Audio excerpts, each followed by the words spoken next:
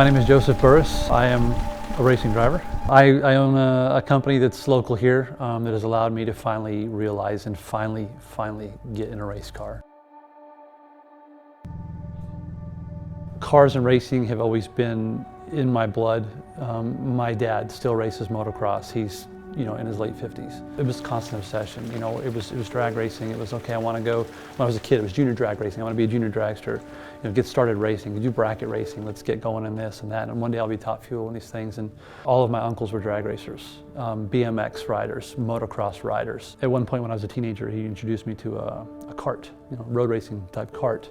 And I was like, yeah, how fast does it go? It doesn't look like a dragster to me. I was just like, I feel like I threw my whole path off at that point. Went through life looking at tuners and building concepts on paper, pricing them out, buying parts, laying everything out how it would cost, and budgeting for a build that I could never afford. I was in the Army.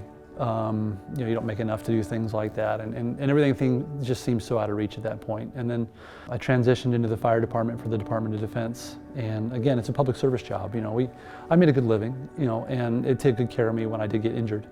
And they retired me, but it doesn't allow you to go racing. That's not racing money. My family bought me a one-day racing school for Skip Barber here at Road Atlanta. I was here at 5 in the morning. Nobody was here. I was just waking up with the track, and that's been something I've carried with me every single time. But this is back in 2011. It was such a realization for me that this is where I wanted to be. And right then I found out I had cancer. So that was the end of it for a long time.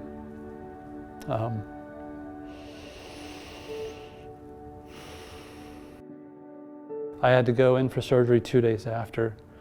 They actually scheduled my surgery for the racing school, and I told the doctor no.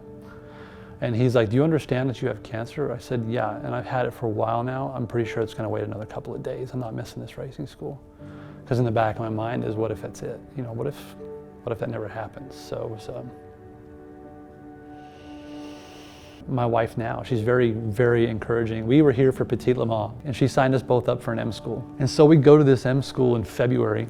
It's pouring. It's absolutely pouring rain, and there's only certain days you can have scheduled. So we go, and I just got into that place. Focus on the car, focus on your line, make you hit your marks. Go in, just kind of find the rhythm. And then over the radio they crackle, blue car, copy blue car, and I'm like, what does that mean? She's like, I don't know. I'm like, well, I'm the only blue car out here. What does that mean?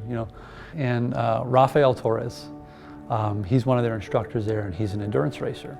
He says, you were really fast. And the next thing I know, I'm getting a call from some random guy. He says, hi, this is Dan Sykes. I'm like, hi, Dan. He's like, I just got off the phone with Rafael Torres, and when he talks, I listen. He says, Rafael says I need to put you in one of my cars. I was like, awesome. How do we start that process? He's like, can you get to Watkins Glen in 2 weeks? It was such a leap mentally that I couldn't put, my wife's like, look, you're going. This is your chance to do something with it, go. Well, because I asked him, I said, are we testing? He's like, no, we're just gonna go ahead and have you race. And I'm just like, but I haven't ever done wheel to wheel. And he's like, we think you're gonna be just fine. And it was coming down good. Good to where visibility was a problem and all of that. And the next thing I know, I'm passing some class 4 cars. I'm in a class 2 car, which is the second from the slowest class for the weekend. And it was kind of at that moment when I realized I belonged here. I'm driving a lot of BMWs right now. Endurance racing is where I started. And so the first car out of the gate was an old E34 5 Series, notoriously known as Big Red. Chance had it, I ended up in an E46 M3, pretty hot race car, nice clean build, and that was kind of it. It's like when I realized that I can drive that car and I can gather that car back up no matter how outside it gets. It's like, okay,